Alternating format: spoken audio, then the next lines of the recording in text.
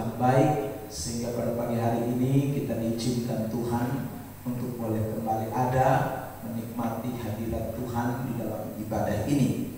Saya ingin mengajak kita untuk memperhatikan kebenaran firman Tuhan. Masih tema kita sekarang, mari kita ke Bethlehem. Dan hari ini kita masuk pada pembahasan bagian yang ketiga dari tema ini. Saudara yang terkasih di dalam Tuhan Yesus Kristus, ayat yang menjadi rujukan kita yaitu di dalam Injil Lukas pasal yang kedua ayat yang ke-15 ya. Saya mengajak kita untuk membacakan ayat ini bersama-sama di dalam hitungan yang ketiga. Lukas pasal 2 ayat yang ke-15. Oke. 1, 2, 3. Setelah malaikat-malaikat itu meninggalkan mereka dan kembali ke sorga, gembala-gembala itu berkata seorang kepada yang lain, marilah kita pergi ke Bethlehem untuk melihat apa yang terjadi di sana, seperti yang diberitahukan Tuhan kepada kita. Saya menggarisbawahi kalimat yang menjadi tema atau sorotan kita, yaitu marilah kita pergi ke Bethlehem untuk melihat apa yang terjadi di sana, seperti yang diberitahukan Tuhan kepada kita.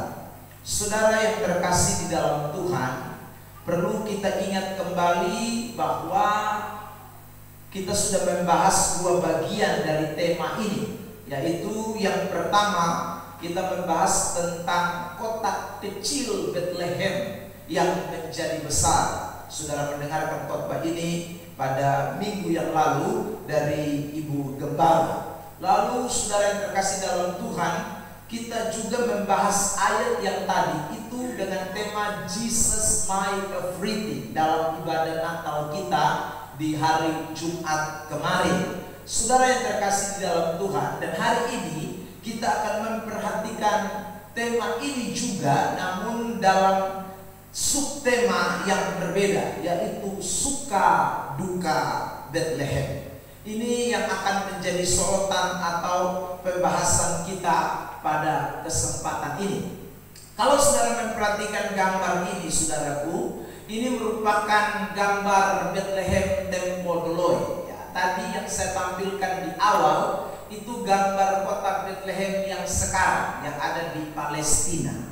Nah, saudara, sebelum Bethlehem seperti yang tadi kita lihat di dalam gambar tadi, nah dulu masih zaman ya pada masa sebelum seperti sekarang ya, Israel masih menguasai Bethlehem. Itu modelnya Bethlehem itu seperti yang saya tunjukkan di dalam gambar itu. Nah, saudara yang terkasih di dalam Tuhan, kata Bethlehem itu muncul pertama kali dalam kitab Kejadian pasal 35 ayat yang ke-18 dan 19. Mari perhatikan, ini yang mau kita bahas. Dan ketika ia hendak menghembuskan nafas, sebab ia mati kemudian, diberikan nyala nama Bet-Oli kepada anak itu, tetapi ayahnya menamainya Benyamin. Demikianlah Rahel mati, lalu ia dikuburkan di sisi jalan ke Efrata, yaitu Bethlehem.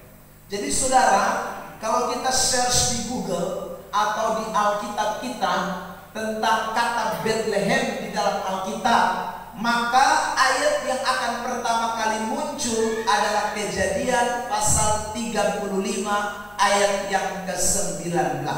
Itu adalah kata yang pertama dari kata Bethlehem itu muncul di dalam Alkitab untuk pertama kali. Nah, saudara yang terkasih dalam Tuhan, ketika kata Bethlehem itu muncul di dalam Kejadian pasal 35, itu membicarakan tentang dua kondisi hidup.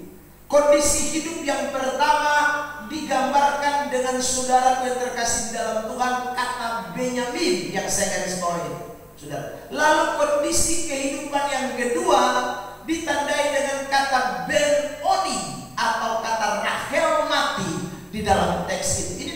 peristiwa yang pertama kali muncul di Bethlehem. Nah, saudara terkasih dalam Tuhan, saya ingin memberikan penjelasan tentang dua kata ini, kata Benyamin dan kata Ben-on, saudara, untuk melihat tema kita pada pagi hari ini.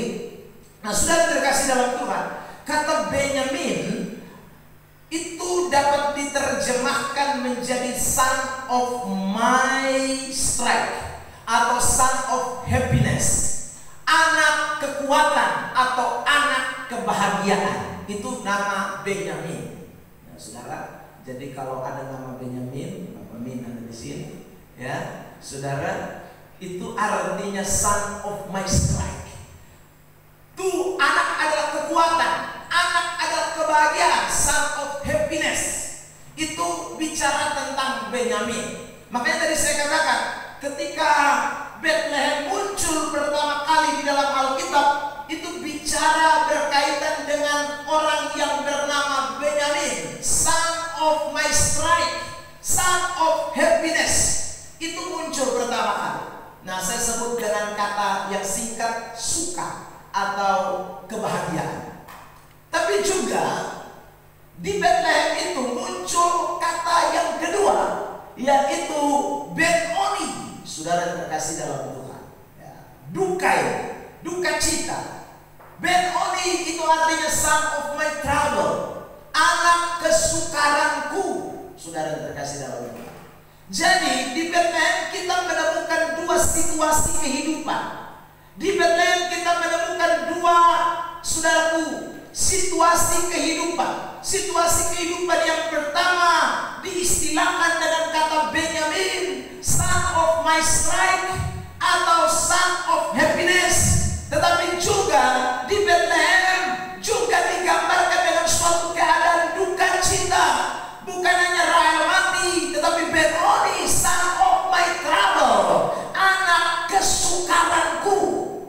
Saudara yang terkasih dalam Tuhan. Nah, kalau kita memperhatikan Bethlehem dalam Kejadian pasal yang ke-35 ini, saudara terkasih dalam Tuhan, maka kita bisa memberikan kesimpulan bahwa manusia seringkali juga harus ada di tempat yang namanya Bethlehem. Kita seringkali Tuhan bawa ada pada situasi Bethlehem, situasi suka, situasi duka, situasi yang menyenangkan, tetapi juga ada situasi yang tidak menyenangkan. Ada situasi di mana kita mengalami kesukaran demi kesukaran, tetapi ada situasi di mana kita juga mengalami kebahagiaan demi kebahagiaan. Itulah Bethlehem. Jadi kalau kita bicara Bethlehem, kita tidak boleh lupakan dua sisi kehidupan ini, dua musim kehidupan ini. Dan saudara, kalau kita melihat lebih jauh dari apa yang kita pelajari tentang Bethlehem, puncaknya waktu Yesus lahir di kota itu, bukankah situasi yang sama juga terlihat?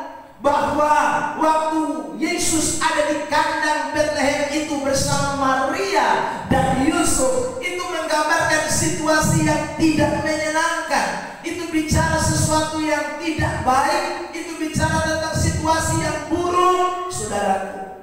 Tetapi dengarkan baik-baik, di saat situasi yang buruk itu pun, di Bethlehem ada kesukaan besar. Di Bethlehem ada sukacita yang luar biasa, karena sang Raja Damai itu lahir di kota Bethlehem. Jadi saudaraku yang terkasih dalam Tuhan, ini dua sisi kehidupan yang kita tidak boleh lupakan. Jadi kalau tema nasional mengajak kita mari ke Bethlehem, saudara, itu artinya kita mau diajak untuk belajar mengerti tentang dua situasi hidup ini. Situasi sukar dan situasi baik, situasi bahagia dan situasi masalah, situasi sukacita dan situasi duka cita. Ini dua sisi kehidupan yang kita tidak bisa pungkiri. Nah, karena itu saudara terkasih dalam Tuhan, menjadi pertanyaannya adalah bagaimana sikap kita dalam menghadapi dua situasi ini. Nah, hari ini kita akan belajar untuk memahaminya dari Bethlehem ini. Kita diajak mari ke Bethlehem. Mari kita ke Bethlehem untuk belajar dua situasi hidup ini. Belajar situasi hidup sukacita, kebahagiaan, tapi juga belajar situasi kehidupan yang namanya masalah, kesukaran, trouble. Saudara, nah ini kan dua hal yang tadi saya katakan tidak bisa dihindari siapapun kita. Ya, namanya saudara dan saya manusia hidup di bawah kolong langit ini, ya, planet yang namanya bumi pasti akan berjumpa dengan dua situasi itu. Itu tidak bisa tidak. Makanya kita perlu belajar dari Bethlehem ini agar dalam menghadapi situasi-situasi itu kita memiliki sikap yang benar, sikap yang berkenan kepada Tuhan. Nah, saya mau tunjukkan dulu ayat, tampilkan di SC Worship. Ayub pasal 7 ayat yang pertama mengatakan begini, saudara terkasih dalam Tuhan, tentang hidup manusia itu, ya, di bumi ini itu penuh dengan pergumulan, saudara. Artinya kita pasti akan diperhadapkan dengan situasi-situasi yang tadi saya katakan, situasi Bethlehem, sunlight of trial, saudara yang terkasih dalam Tuhan. Ya, ayat 7 ayat 1 ditampilkan buat kita sekalian. Saudara terkasih dalam Tuhan, bukankah manusia harus bergumul di bumi dan hari-harinya seperti hari orang upahan? Jadi saudara terkasih dalam Tuhan, ini ayat mengatakan bahwa manusia itu harus bergumul di bumi.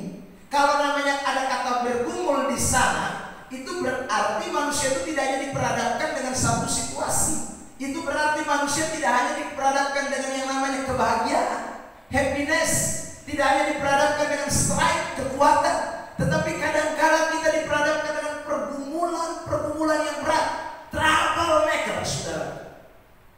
Ya, tapi ingatlah baik-baik, hari ini kita mau pergi ke Bethlehem, belajar dari kisah Rahel dan Yakub yang ada di Bethlehem. Nah, mari kita perhatikan, saudara terkasih dalam Tuhan, apa yang kita pelajari dari cerita ini, atau bagaimana sikap kita dalam menghadapi suka dan duka dalam kehidupan ini. Mari kita belajar.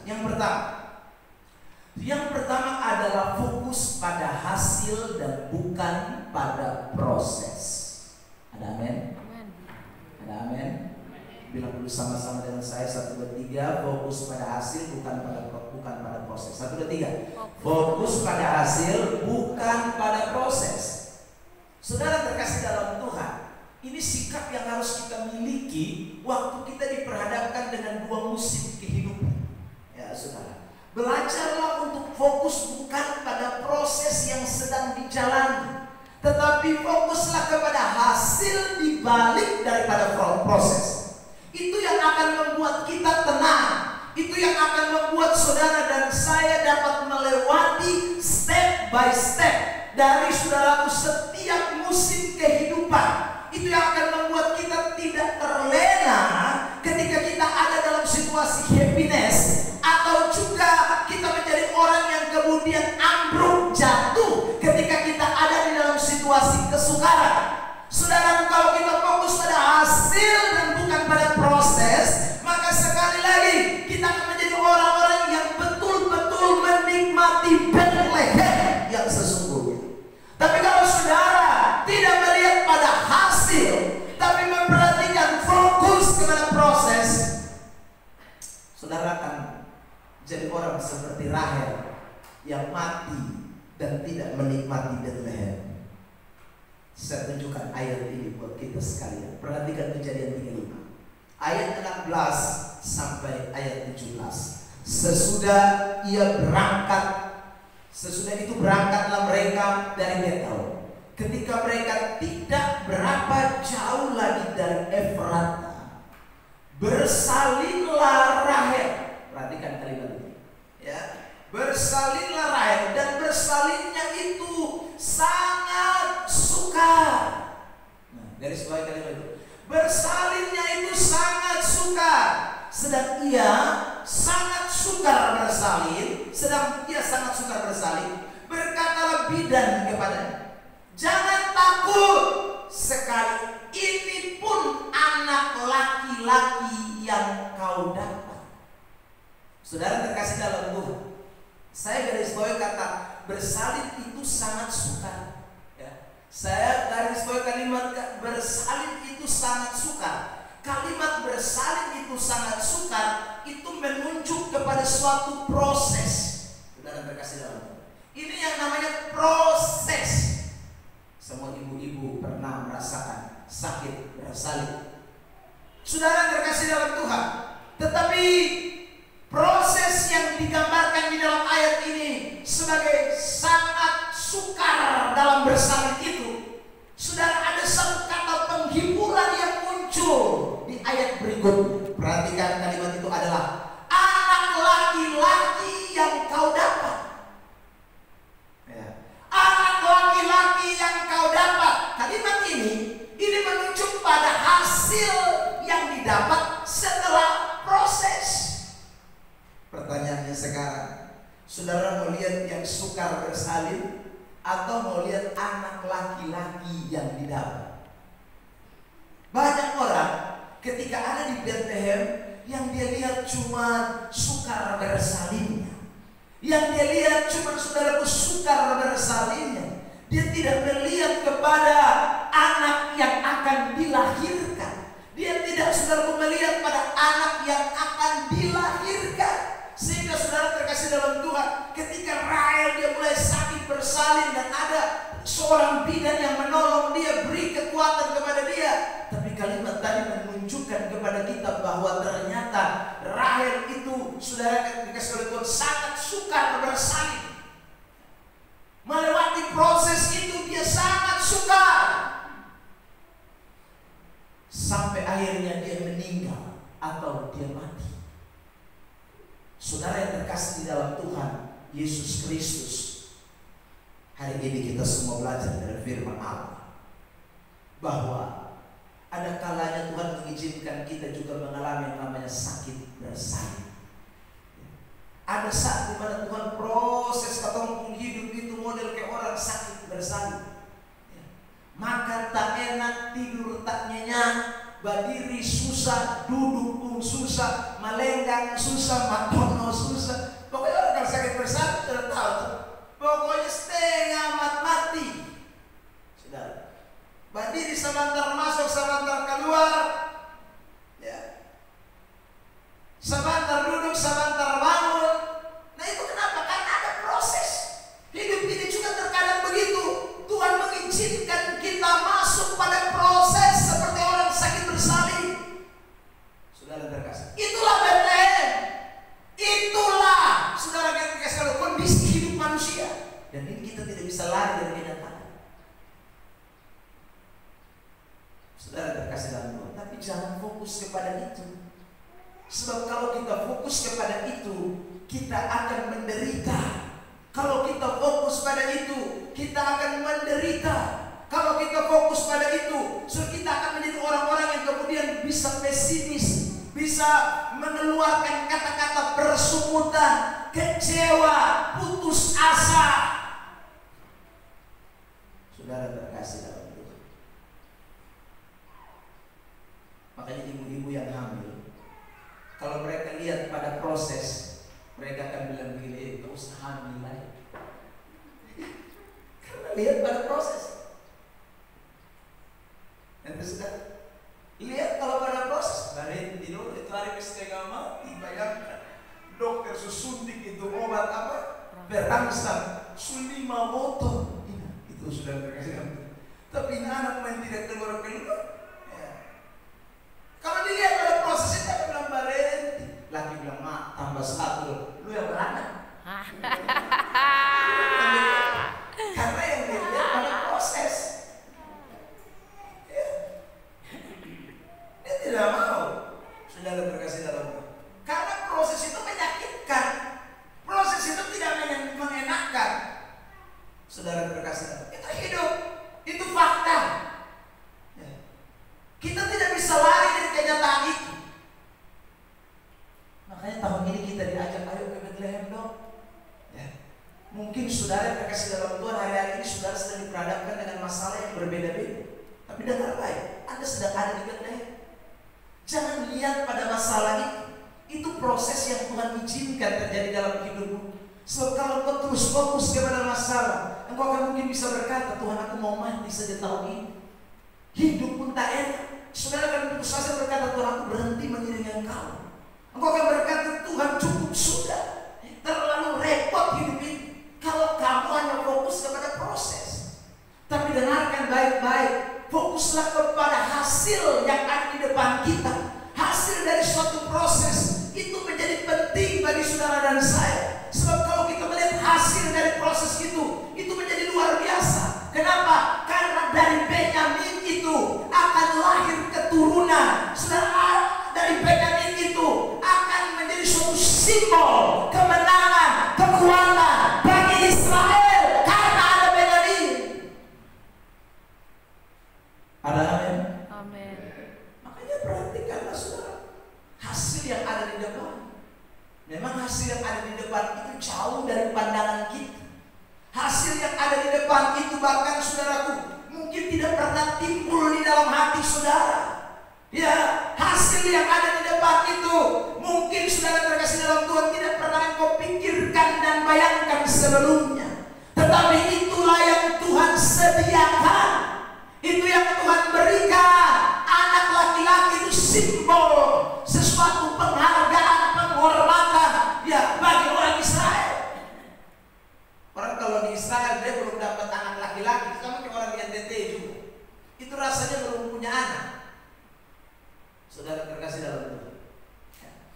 Jadi semakin punya anak laki-laki banyak, itu kebanggaan luar biasa. Maka saudara Yakub itu kan punya anak laki-laki banyak, 12. Hanya satu anak perempuan. Itu kebanggaan. Itu sesuatu yang menyenangkan. Saudara terkasih dalam Tuhan. Jadi jangan lihat pada proses, lihat pada hasil. Saudara terkasih dalam Tuhan, Bethlehem yang terakhir bicara tentang Yesus juga bukan demikian. Kalau kita lihat pada proses, kenapa Tuhan mesti lahir di kandang? Kalau kita lihat pada proses, kenapa dia mesti dibaringkan di palungan? Kalau kita melihat pada proses, saudara, kenapa tidak ada orang yang berikan penginapan ketika Maria lagi sakit bersalin dan mau melahirkan? Kalau kita lihat pada proses, kalau kita lihat pada proses, saudara terkasih dalam Tuhan, kenapa bukan para raja-raja atau orang-orang penting yang pertama kali datang dan menyembah Yesus? Harus gembala-gembala di padang Efrata itu, orang-orang rendahan, orang-orang yang setara dengan orang berdosa, yang justru pertama kali hadir di kandang itu. Saya ulang, kalau kita lihat pada proses itu, maka rasanya jauh dari suatu pernyataan bahwa Yesus itu adalah Raja dunia. Jauh dari suatu pernyataan bahwa dia Yesus adalah Raja segala raja. Raja mana lahir di kandang? Raja mana lahir di palungan? Sudah terkasih dalam Tuhan. Raja mana yang model begini? Tapi sekali lagi, fakta membuktikan bahwa dia memang Raja di atas segala raja. Ditemukan. Makanya hari ini semua bangsa merayakan Natal, semua orang Kristen merayakan Natal. Kita bakal bersuka cita karena hasil, bukan proses. Amen. Amin. Saudara terkasih dalam Tuhan. Sehingga sekarang yang kita tunjukkan hasil, tidak ada proses. Lampu menyala mantap-mantap, kandang tidak ada tai kambing, itu saudara. Tidak ada bau-bau, tidak enak. Kita sedang menunjukkan hasil, bukan proses. Kalau kita bicara proses, tidak model begini. Saudara terkasih dalam Tuhan. Nah inilah hidup. Makanya saya ulang lagi. Tahun ini kita diajak untuk ke Bethlehem. Untuk apa? Lihat lagi. Bahwa kadang memang Tuhan izinkan kita ada dalam situasi suka dan duka. Itu fakta kehidupan. Ya. Siapapun kita. Tadi saya sudah mulai dengan Ayub pasal 7 ayat 1. Kita sedang bergumul di bumi. Tapi saya ulang, jangan lihat proses. Karena kalau kamu lihat proses, kamu akan mundur. Kalau kamu lihat proses, kamu akan balik belakang. Kalau kamu lihat proses, kamu akan bersungut-sungut. Kalau kamu lihat proses, kamu akan ngaku mati saja. kamu lihat pada hasil, kamu akan tambah hari maju, tambah hari tambah lebih luar biasa. Tambah hari saudara kejar itu hasil, karena hasil ada di depan. Paulus berkata begini, Filipi pasal yang ke 3 ayat 14. Filipi pasal 3 ayat 14, ambilkan. Ya. Saya teringat dengan ayat ini. Dan berlari-lari kepada tujuan. Ya. Kalau orang saudara berkasih dalam dia lihat hasil, dia akan lari. Karena hasil itu ada di depan hadiah. Hadiah ada di depan. Jadi dia tidak akan mau diproses, berhenti dalam proses ini. Dia terus lari dia. Lari terus kepada tujuan. Untuk mendapatkan hasil hadiah, yaitu panggilan surgawi dari Allah dalam Kristus Yesus. Ya saudara. Nah ini fokus kita di Bethlehem. Jadi fokus kita di Bethlehem bukan pada proses. Fokus kita di Bethlehem pada hasil. Fokus kita di Bethlehem sekali lagi bukan pada proses, tapi pada hasil. 2025 ke depan, kalau Tuhan izinkan kita masuk di sana, ingat baik-baik. Saya tahu, saya percaya bahwa kita pasti akan ada pada banyak sekali proses kehidupan. Saudara, tapi ingat, jangan fokus pada masalah, tapi fokus kepada hasil yang didapat. Sebab kalau saudara fokus kepada masalah, saudara akan berhenti di tengah jalan. Satu hari, seorang jemaat datang kepada pendeta dan berkata, Pak Pendeta, minta maaf, mulai hari ini saya pindah gereja. Pak Pendeta, kenapa? Aduh Bapak Pendeta, saya tidak bisa tahan. Bayangkan, setiap hari Minggu saya datang ke gereja sudah beberapa bulan. Di gereja ini saya tidak mendapatkan ketenangan. Oh kenapa? Iya Pak Pendeta, saya duduk dengan satu jemaat di sebelah saya pada minggu waktu awal saya datang. Jemaat itu ternyata bukan main-main. Dia munafik. Di gereja dia baik, ternyata di luar dia parah. Saudara terkasih, dia kecewa dengan orang itu. Lalu saudara terkasih dalam Tuhan, minggu berikutnya lagi ketika dia datang ibadah, dia ketemu lagi sama jemaat. Saudara terkasih, dia pikir jemaat itu baik sehingga dia bisa hidup bersama, ya saudara, berbagi kasih dan lain sebagainya. Awal-awalnya demikian, tapi ternyata beberapa minggu kemudian saudara terkasih dalam Tuhan, ini juga jadi pengkhianat. Sudah kecewa lagi. Minggu berikutnya begitu saudara terkasih dalam Tuhan, ya, dia terus mengalami begitu. Akhirnya dia ambil keputusan, lebih baik saya keluar dari gereja ini. Saudara, dia datang pamitan dengan Bapak Gembala. Bapak Gembala bilang, tidak masalah, lu boleh pindah, tapi sebelum lu pindah, beta mau kasih satu tugas. Ya, saudara terkasih dalam Tuhan, apa itu tugasnya Bapak Pendeta? Ya, saya mau kasih kamu air satu gelas, ya. Lalu saya minta ini air tidak boleh tumpah sedikit pun. Saudara terkasih dalam Tuhan, ya. Waktu kamu jalan mengelilingi gereja itu, saudara terkasih dalam Tuhan, lumayan untuk gereja juga besar, ya. Saudara, ukurannya 2 kali lipat kita gereja. Saudara terkasih dalam Tuhan, tapi ingat itu air tidak boleh tumpah. Saya minta kamu kelilingi gereja ini 10 kali. Ya saudara, dia bilang, oke baik Pak Pendeta. Ya. Kalau tidak tumpah, saya izinkan kamu pindah gereja. Ya saudara, lalu akhirnya gelas air isi penuh, lalu kemudian dikasih ke jemaat ini. Lalu ini jemaat mulai keliling, saudara terkasih dalam Tuhan. Dia keliling pertama, dia fokus, dia tidak mau lihat ke kiri dan ke kanan, dia hanya lihat pada gelas air itu supaya tidak ada satu tetes pun yang tumpah keluar.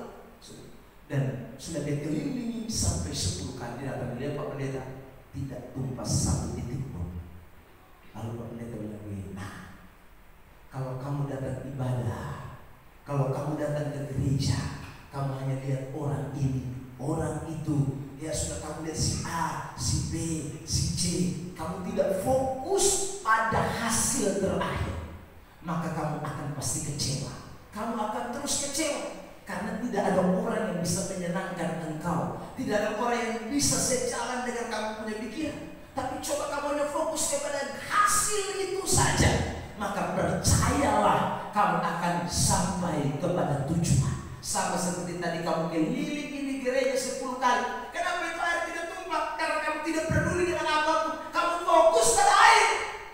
Hidup ini sudah terkasih dalam Tuhan. Terkadang kita gampang sekali dipengaruhi dengan berbagai berbagai situasi, suara-suara miring di samping kiri kanan kita, ya, yang membuat kita tidak pada fokus pada hasil, yang membuat kita lambat, yang membuat kita tidak bergerak maju, karena kita hanya lihat kiri, lihat kanan. Saudara terkasih dalam Tuhan, kita terpengaruh dengan keadaan. Tapi hari ini kita belajar dari Bethlehem, fokus pada hasil, bukan pada proses, karena proses pasti akan terjadi. Hasil ada di balik dari suatu proses. Beri tepuk tangan terbaik. Amin. Amin. Semua orang mesti jadi begitu. Saudara terkasih dalam Tuhan, kalau mau lihat hasil, nah banyak orang sudah sampai di hasil karena model begini.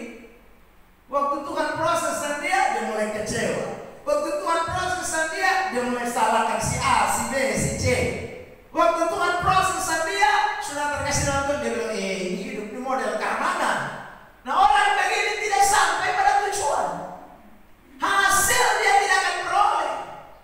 Milik pusaka Tuhan, laki-laki itu milik pusaka Tuhan. Seturut Mazmur 127, dia tidak akan dapati karena memang dia kecewa pada proses. Suka duka Bethlehem hari ini mengajarkan kita untuk tidak boleh berhenti pada proses. Lari terus sampai kita mencapai tujuan. Saudara terkasih dalam Tuhan Yesus Kristus, itulah Bethlehem. Saya mau tutup bagian pertama dengan ayatnya. Klik, ambil. Yeremia 18 ayat 4. Mari kita baca bersama-sama. 1, 2, 3. Apabila bejana yang sedang dibuatnya dari tanah liat di kanannya itu rusak, maka tukang beri itu mengerjakannya kembali menjadi bejana lain menurut apa yang baik pada pemandangannya. Kita ini seperti bejana yang dibuat. Nah, yang namanya bejana yang dibuat dari tanah liat itu bukan simsalabim langsung menjadi. Tidak ada, saudara terkasih dalam Tuhan. Itu dalam suatu proses, dibanting, diramas, disiram air, saudara terkasih, digosok-gosok. Nah, itu proses. Kalau saudara waktu lihat tukang bejana membuat bejana dalam proses, saudara lihat, tidak enak lihat begitu. Soalnya enak lihat begitu. Sebentar diramas-ramas, sebentar dibanting-banting, lalu kemudian dibentuk lagi. Ya saudara, kadang dipakai dengan lembut, saudara, tangan dibuat menjadi bentuk sesuatu yang baik, seturut dengan kemauan pencipta. Itulah hidup kita. Jadi kalau Tuhan itu belum lihat kita belum baik dalam pemandangannya, meskipun kita anggap kita sudah baik, tapi kalau Tuhan bilang belum, dia proses lagi kita, dia banting kita lagi. Itulah Bethlehem. Dia ramas kita lagi, dia sirami kita dengan air lagi. Saudara terkasih dalam Tuhan, itulah hidup kita, anak-anak Tuhan. Makanya sekali lagi, jangan fokus pada proses. Soalnya kalau fokus pada proses, kita tidak melihat bejana yang baik, ya, untuk kemuliaan bagi nama Tuhan.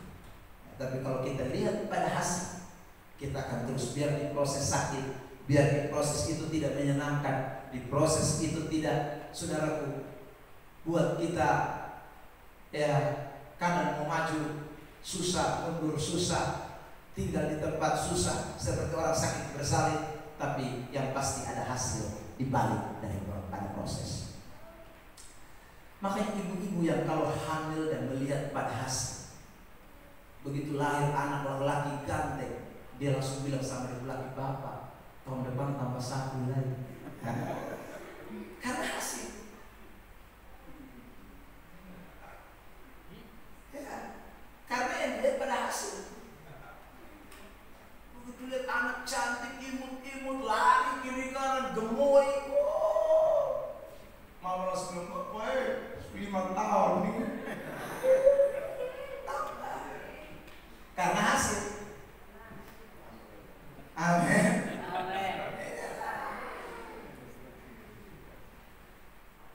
Saudara terkasih dalam Tuhan, apalagi kalau itu anak jadi sesuatu.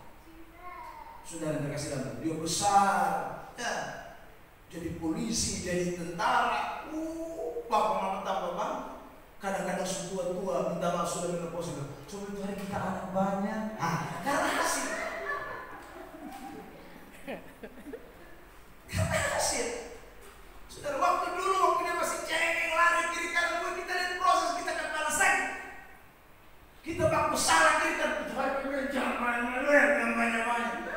Karena lihat proses. Tapi begitu kalau dia sudah besar, gagah berdirimu, pangkat sih. Salah. Karena hasil. Makanya yang masih 1, 2 tambah. Lihat hasil.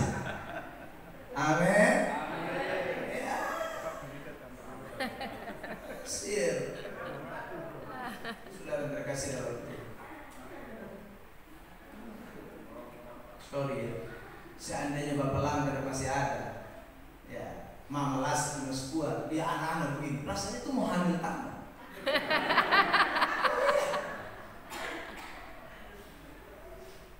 Sudah terkasih dalam itu. Sekali lagi, kadang-kadang orang itu menyesal terlambat. Iya, menyesal terlambat. Mazmur 127 berkata, anak-anak itu seperti anak-anak panah di tangan pahlawan. Saudara, ya. Anak panah itu saudara terkasih dalam Tuhan, itu kan dia ada di tabung. Pahlawan itu yang cabut, cabut, tarik dia bang, dia cabut lagi, dia tarik dia bang. Nah kita kan tidak pernah tahu. Ya. Panah keberapa yang akan mendapat mangsa?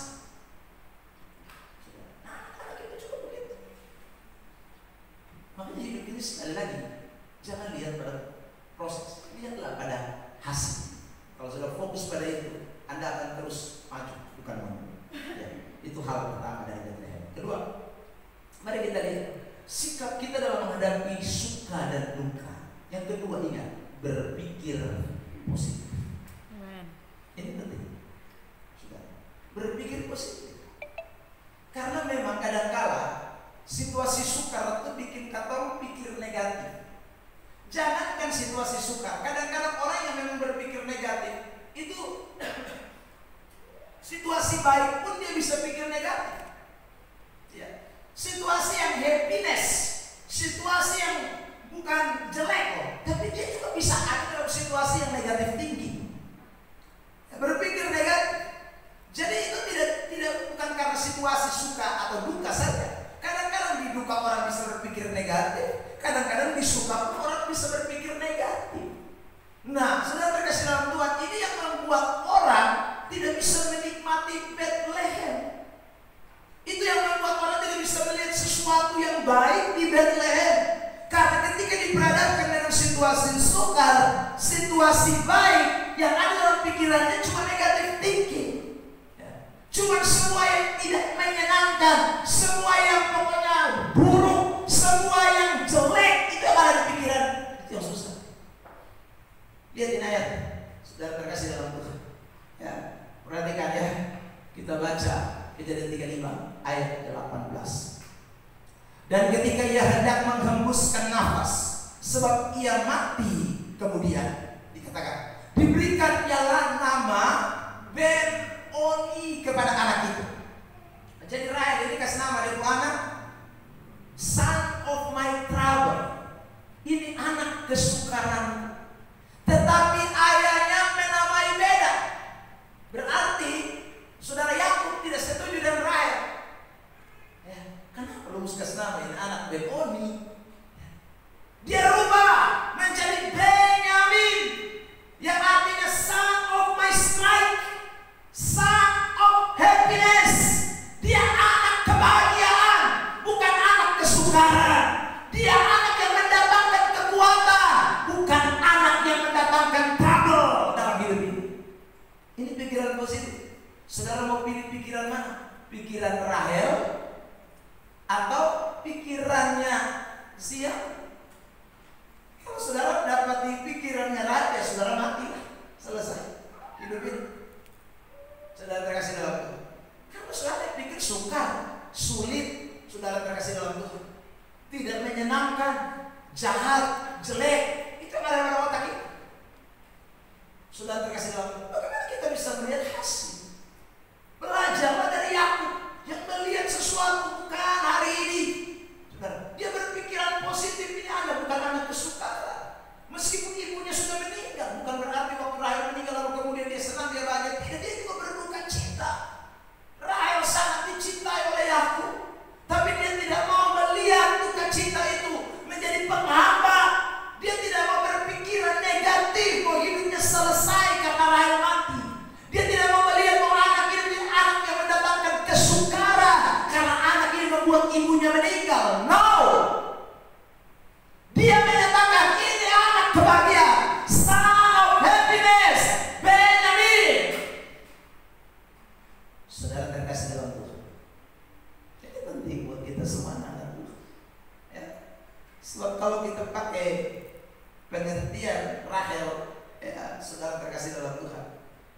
kita akan penuh dengan kesukaran belaka.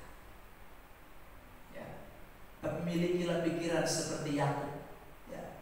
Klik lagi.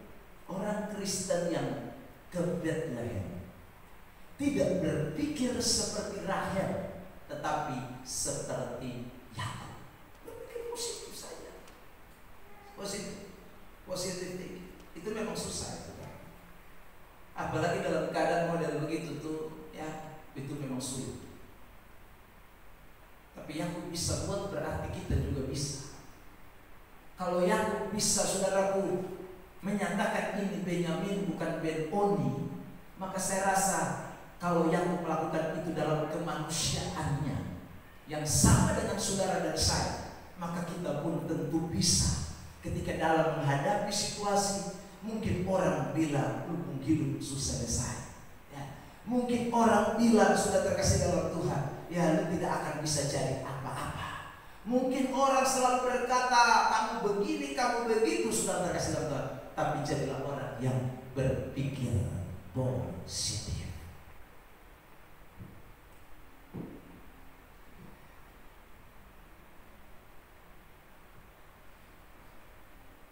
Satu ketika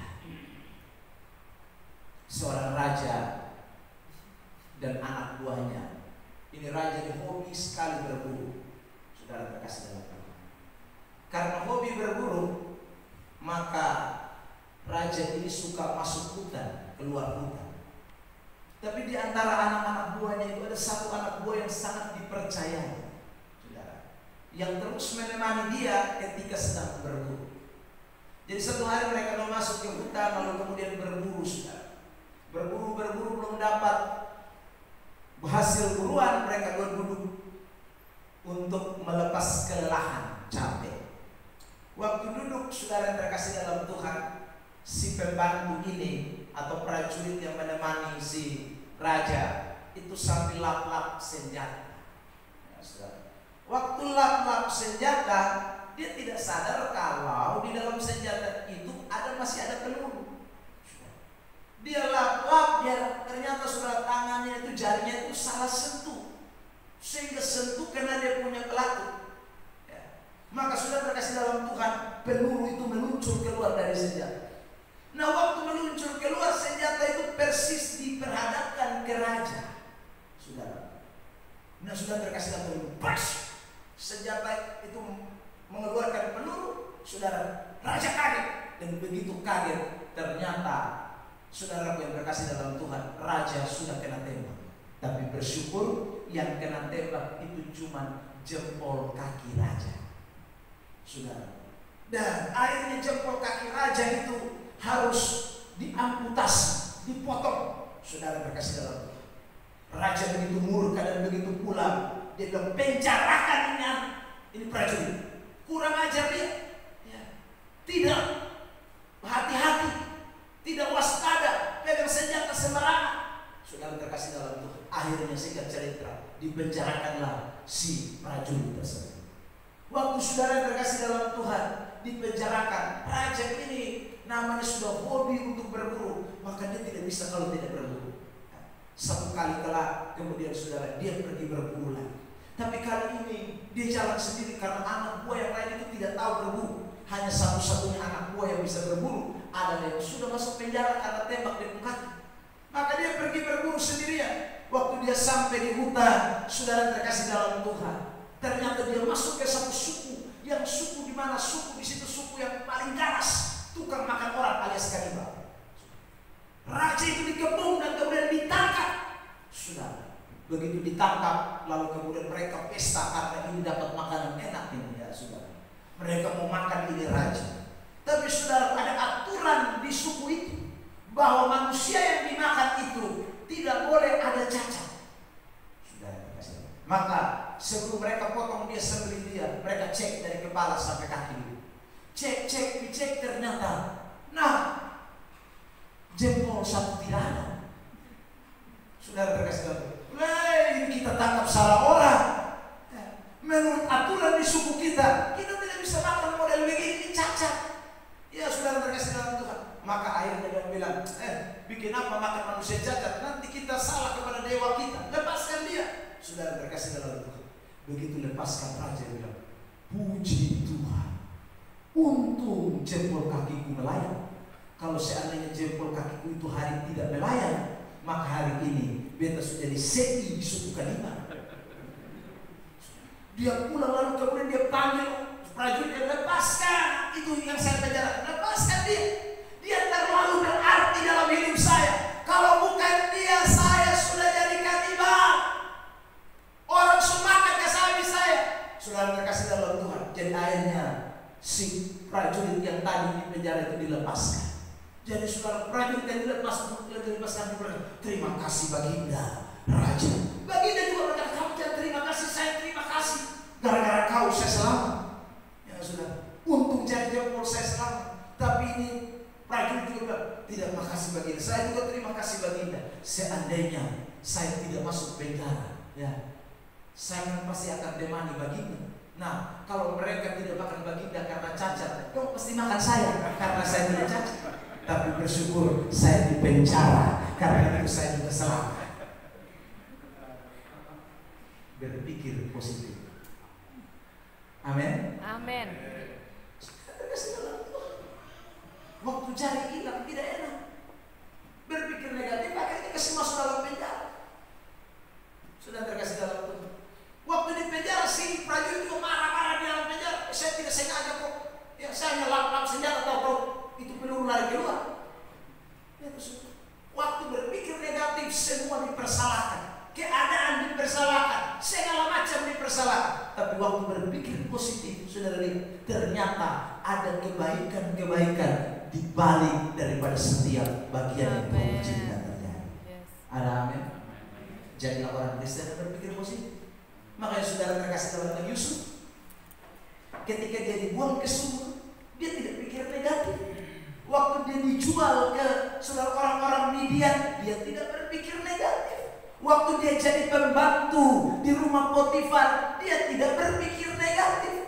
Waktu dia saudaraku dimasukkan ke dalam penjara karena dihianati oleh istri Potifar, dia tidak juga berpikir negatif. Waktu dia ditipu oleh juru minum dan juru roti, dia tidak berpikir negatif. Dia berpikir positif. Saudara, buktinya dia waktu dia jadi raja, waktu dia jadi tangan kanannya raja, ya, perdana menteri, dia berkata, Tuhan telah merancang semua yang baik. Kamu mereka-reka yang jahat, tetapi Allah merancangkan yang baik.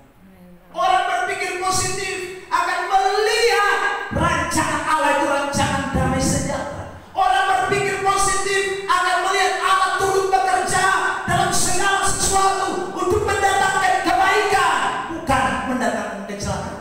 Orang berpikir positif selalu menyatakan rancangan Allah itu rancangan yang penuh kebahagiaan. Meskipun tidak bisa dipungkiri situasi hidup itu kadang naik, kadang turun. Kadang ada di dalam lembah kekelaman, kadang ada di padang rumput. Tapi berpikirlah positif. Ada amin? Amin. Itulah Bethlehem. Saudara terkasih dalam Tuhan, Bethlehem. Sebab kalau kita tidak berpikiran positif, maka saudara terkasih dalam Tuhan, kita sesungguhnya tidak bisa menikmati Bethlehem. Bukankah itu yang sekarang kita beritakan? Bagi orang dunia, ini sesuatu yang negatif. Saya tadi bilang, Yesus lahirnya di kandang, ya, matinya di kayu salib, setara dengan penjahat. Saudara, orang kalau lihat dari sisi ini, orang tidak bisa bilang ini Tuhan Allah. Tidak bisa. Yang ada muncul negatif. Makanya Rasul Paulus berkata dalam 1 Korintus pasal 1 itu, ya, ayat 18 yang saya sudah bacakan buat kita. Bagi orang-orang berhikmat, pemberitaan tentang salib itu kebodohan. Ya, karena mereka pakai negatif thinking, pakai otak negatif, maka semua yang benar dianggap tidak benar. Semua yang miring, yang jelek dianggap jelek semua. Padahal yang jelek itu Tuhan bisa bangkitkan menjadi sesuatu yang luar biasa. Itulah Bethlehem. Saudara terkasih dalam Tuhan, maka pakailah kacamata berpikir positif. Saya tutup bagian yang kedua dengan Filipi 4 ayat 8. Tidak ada di sini. Tampilkan di isi worship. Filipi pasal 4 ayat 8. Filipi pasal 4 ayat 8. Jadi akhirnya saudara-saudara, semua yang benar, semua yang mulia miliki ketika kita diperhadapkan dengan suka dan duka di Betlehem. Jadikanlah sebagai suatu tanda peringatan. Ini yang ketiga, ya. Jadi ingat baik-baik, satu, fokus pada hasil bukan pada proses. Dua, ingat baik-baik, sudah terkasih dalam Tuhan, berpikir positif. Yang ketiga, jadikanlah sebagai suatu tanda peringatan. Tidak ada sesuatu apapun yang terjadi di bawah kolong langit ini dalam hidup kita yang kebetulan. Saya ulangi, tidak ada kebetulan dalam hidup orang Kristen. Semuanya itu ada dalam rencana Tuhan, saudara. Tidak ada yang namanya kebetulan. Semuanya itu ada dalam rencana Tuhan. Alkitab berkata bahkan sehelai rambut pun itu jatuh atas izin Tuhan, ya. Jadi tidak ada yang namanya kebetulan. Nah, kalau namanya tidak ada yang kebetulan, maka setiap kita harus menjadikan semua bagian dari hidup kita ini sebagai pelajaran, peringatan untuk kita menjalani hidup kita di dunia ini. Waktu Rahel meninggal, saudara terkasih dalam Tuhan, Alkitab berkata begini, mari kita lihat di dalam ayat berikutnya. 19:20 dari kitab Kejadian pasal 35. Ya, kedemikianlah Rahel mati, lalu dikuburkan di sisi jalan ke Efrat, yaitu Betlehem. Lalu Yakub mendirikan tugu di atas kuburnya. Itulah tugu kubur Rahel sampai sekarang. Tugu itu adalah sudah simbol peringatan. Itu tugu. Untuk apa orang meninggal lalu kita bikin kuburan, kita pasang lampu nisan, kita teh supaya jadi ingat-ingatan buat kita. Oh, bahwa dulu saya punya nenek nama ini, baki nama ini, ya saudara terkasih dalam Tuhan. Itu bagian dari peringatan. Dan waktu Rahel mati, dia juga mendirikan tugu sebagai bentuk peringatan. Ini peristiwa yang bukan sekedar suatu peristiwa kebetulan. Ini peristiwa rancangan Tuhan. Ini peristiwa bagian daripada, saudaraku, skenario Allah. Ini jalan cerita Tuhan. Itulah Betlehem. Jadi kalau saudara kita yang hidup hari ini, ada berapa banyak tugu yang saudara terus ingat sebagai bagian daripada proses kehidupan kita. Jangan lupa, tubuh itu kita dirikan kadang-kadang karena memang kita mendapatkan suatu kebahagiaan. Tapi tubuh itu juga kadang-kadang kita dirikan karena kita pernah melewati lembah-lembah kegelapan. Itu jangan dilupakan. Sebab kalau kita lupa kepada tubuh-tubuh itu, kita akan menjadi orang yang seperti kacang lupa kulit. Saudara, ada banyak orang yang menjadi sombong karena dia tidak ingat dengan tubuh-tubuh itu. Ada banyak orang yang lupa Tuhan karena tidak mengingat kepada tubuh-tubuh itu. Ada banyak orang yang saudara merasa diri hebat, bisa, karena dia lupa ada tubuh-tubuh yang pernah dia lewati. Ada banyak orang yang sudah terkasih dalam Tuhan berpikir seolah-olah dia terjun dari langit langsung tiba-tiba jadi sesuatu di dunia ini, sehingga dia lupa tubuh-tubuh yang pernah didirikan. Orang Kristen begini, dia tidak sampai di Betlehem. Saudara, hari ini kita bisa merayakan Natal karena ada tubuh tentang kelahiran Kristus. Ada peringatan akan hari kelahiran Kristus itu. Makanya sampai detik ini orang merayakan Natal. Itu memperingati kelahiran Kristus. Ini tubuh itu untuk mengenang kembali betapa luar biasa cinta Tuhan kepada manusia, ya, untuk mengingat kembali betapa besar kasih Allah kepada dunia ini. Sudah terkasih. Maka ada yang namanya peringatan Natal, peringatan Paskah, peringatan perjamuan kudus. Itu kan semua adalah simbol yang memberikan kita peringatan akan hari sebelumnya, waktu sebelumnya, supaya kita tidak lupa identitas kita sebagai anak-anak Tuhan. Untuk apa kita merayakan? Bukan untuk euforia, bukan untuk senang-senang, ya saudara. Itu bagian terkecil daripada makna Natal.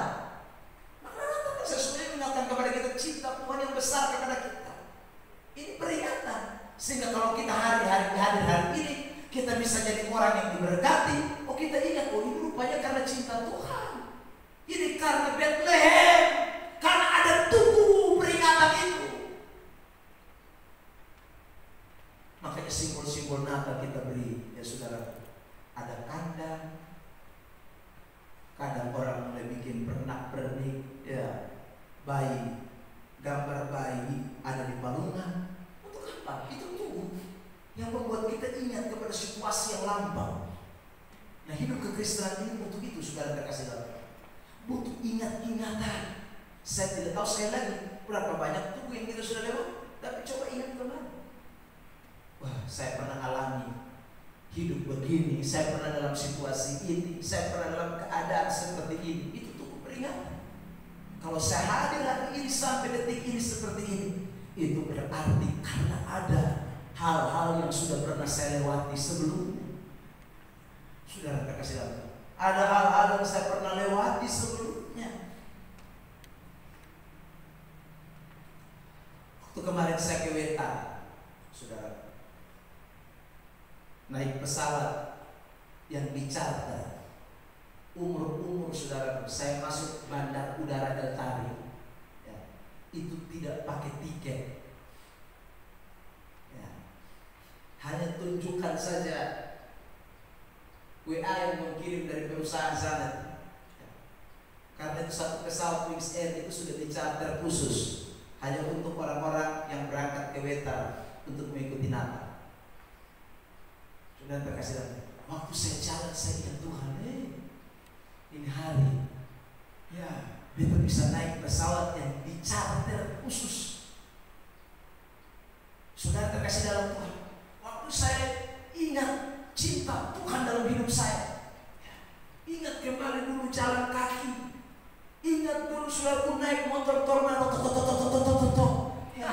ingat yang tidak ada duit, ingat yang saudaraku yang pokoknya jelek semua di waktu-waktu kemarin. Rasanya Tuhan, Engkau memang begitu luar biasa, luar biasa. Sudah terkasih dalam, Engkau ajaib. Saya dikawal, telepon terus, Pak sudah di mana? Saya sudah di sini. Ya sudah. Saya mau turun naik bis, kan ada 20 bis khusus yang jatuh. Ya sudah. Saya sudah duduk di atas bis. Dong datang Pacman, pendeta Ebenezer Glenn hadir. Minta maaf Pak punya tempat bukan di sini. Ya sudah. Saya tempat di mana? Saya mau sudah dalam bis. Ya sudah. Mereka suruh saya turun, naik lagi mobil Fortuner. Pak minta maaf, Bapak jangan di bis Pak. Nanti aku Bapak nanti kami kira marah. Saya bilang tidak apa di bis juga mobil itu kok. Ya. Tidak boleh. Saya turun dari bis lagi, akhirnya saudara naiklah di Fortuner, duduk di depan. Saya terus ingat Tuhan, tunggu peringatan itu mengiang-ngiang dalam saya otak. Saudara terkasih dalam Tuhan, begitu kami turun di atap buku, mobil itu antar saya ke atap buku. Sampai di atap buku, saudara terkasih dalam Tuhan, sudah ditunggu di sana stay khusus. Pakai kertas, kan tidak kenal sudah. Pendeta lain sudah ditulis begini. Saya tak, mari.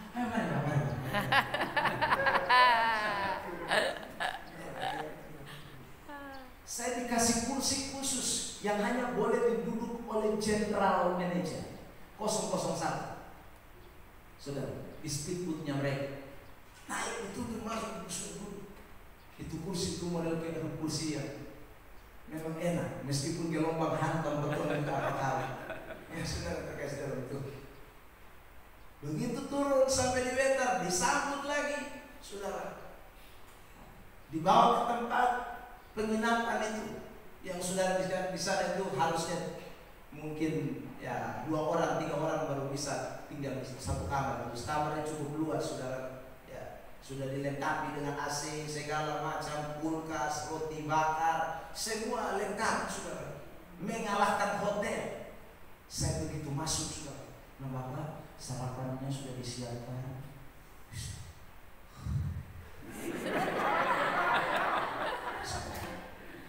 Makanan itu apa? Saya semua ada di situ. Saya tidak langsung makan, saya tutup pintu, saya buka kulkas, sampai kulkas kosong. Saya buka kulkas, saudara, kulkas sudah ada itu jus apa, mangga, jus apokat, jus semua sudah ada. Saya waktu dan susu sudah ada di situ. Saya waktu pulang saya angkat bawa jus 1. Saya bilang, boleh buat anakku di rumah. Jus apa yang dikasih masuk dalam tas? Kemudian minum jus apa makas? Di meja itu ada kopi, teh, susu, segala macam lengkap. Sudah mereka kasih dalam itu. Saya coba 1 minggu di sini. Tubuh peringatan itu penting. Sudah mereka kasih. Itu buat kita ingat. Aduh Tuhan, kalau bukan Tuhan tidak ada apa-apa kita. Hanya karena Tuhan. Hanya karena Tuhan.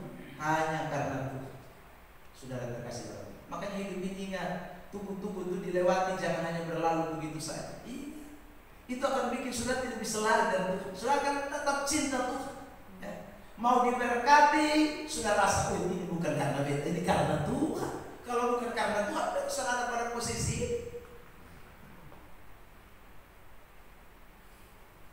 Sebentar sore beta ada khotbah juga di Natal para bos-bos. Ya, dalam fellowship full gospel businessman, saudara berkasih dalam Tuhan. Orang-orang itu saya tidak kenal sebelumnya. Saya tidak tahu sebelum bersama mereka. Saudara, sekali lagi, tapi Tuhan itu bawa kita ke Bethlehem. Tubuh-tubuh yang saudara pernah lewati, saudara jangan anggap itu hanya sekedar berlalu. Saya tahu kita semua pernah menghadapi situasi-situasi yang sulit dan sukar, tapi dirikan tubuh di situ. Tuhan, aku ada pada posisi ini. Aku lewat, aku ingat Tuhan. Aku tidak akan lupa. Percayalah, saudara terkasih dalam. Itu akan membuat saudara akan terus mengingat sesuatu yang penting dalam hidup. Nah, semuanya karena kemurahan Tuhan. Itu yang Yakub tidak bisa lupa. Rahel punya tubuh didirikan sampai sekarang, kata kita. Nah, ini kebenaran Tuhan yang saya mau seberangkan buat kita pada kesempatan pagi hari ini. Ingat baik-baik, saudara. Ya, kita semua Tuhan kadang bawa kita ada di Bethlehem. Bethlehem itu ada 2 situasi, suka, duka, suka, duka. Tapi kalau kita ada dalam suka dan duka, ingat baik-baik. Hal yang pertama, saudara terkasih, fokus pada hasil, bukan pada proses. Yang kedua, ingat baik-baik, berpikir positif. Dan yang ketiga, ingatlah baik-baik, saudara terkasih dalam Tuhan, setiap momentum kehidupan itu ada tugu yang kita harus dirikan sebagai peringatan supaya kita tidak menjadi orang yang lupa akan kasih dan kemurahan Tuhan. Beri tepuk tangan terbaik buat Tuhan Yesus Kristus. Ya, kiranya Tuhan berkati kita dengan firman Tuhan ini, sehingga hari lepas hari kita boleh terus ada di Bethlehem, rumah roti, rumah kesukaan, rumah yang penuh kenikmatan itu. Mari pemain musik maju ke depan, kita mau bersyukur buat firman Tuhan.